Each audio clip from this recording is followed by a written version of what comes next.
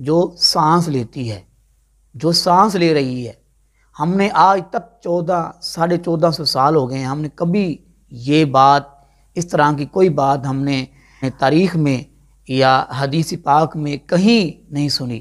صحابہ کرام رضی اللہ تعالیٰ عنہم۔ السلام علیکم ورحمۃ اللہ وبرکاتہ۔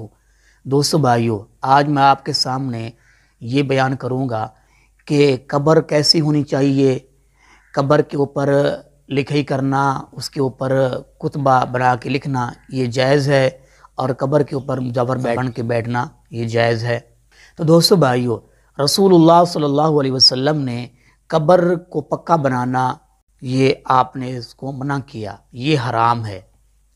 اور اسی طرح رسول اللہ صلی اللہ علیہ وسلم نے قبر کے اوپر بیٹھنا، یہ بھی آپ نے منع فرمایا ہے۔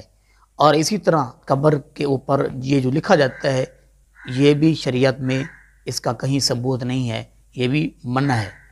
تو بہت سارے لوگ قبروں کو پکا بناتے ہیں ہمارے بھائی، ان کے پاس یا علم نہیں ہے، ہندوؤں کی دیکھا دیکھی ہے۔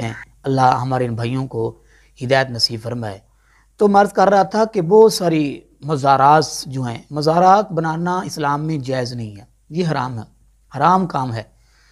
تو بہت ساری ہم نے مزارات کی ویڈیو دیکھی ہیں۔ آج میں آپ کو ایک ایسی ویڈیو، ایسا کلپ دکھاؤں گا کہ دیکھو یہ کیسے لوگوں کو بیوقوف بنا رہے ہیں کہ ایک قبر ہے جو سانس لیتی ہے، جو سانس لے رہی ہے۔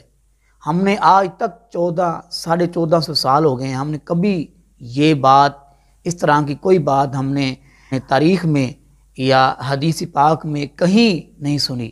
صحابہ کرام رضی اللہ تعالیٰ عنہ شہید رہے، اور ان کی قبریں جو ہیں ان کے بارے میں ہمیں کبھی پتہ نہیں چلا، یا ہم نے کبھی سنا نہیں ہے، پڑھا نہیں ہے کہ ان کی قبریں سانس لیتی ہوں۔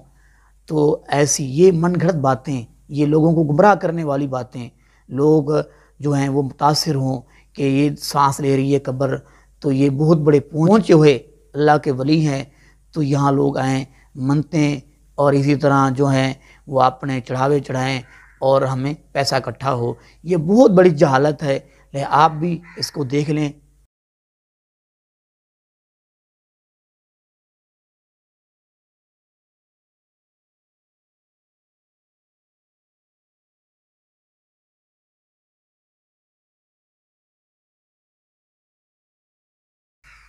آپ اپنی رائے کا ضرور اظہار کیا کریں کمنٹ باکس میں کہ آپ کی کیا رائے ہے، کیا قبر جو ہے وہ ایسے سانس لے سکتی ہے یا یہ من گھڑت جیلی ہے؟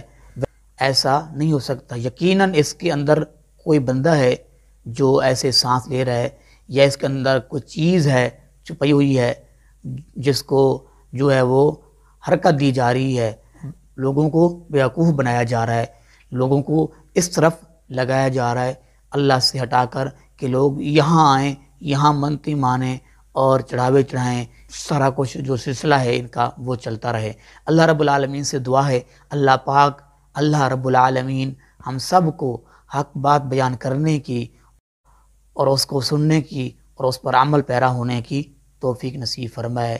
دوستو بھائیو، جو بات بھی آپ سنیں، دیکھیں، جس کا جو ہے تعلق اسلام کے ساتھ ہو، تو آپ پر یہ حق ہے اور آپ پر یہ فرض ہے کہ آپ اس بات کی ضرور تحقیق کر لیا کریں کہ آیا یہ بات حدیث پاک میں صحابہ کرام نے کسی نے یہ کام کیا ہے، یا اس کا کہیں ثبوت ہے، یا ہمیں گمراہ کیا جا رہا ہے۔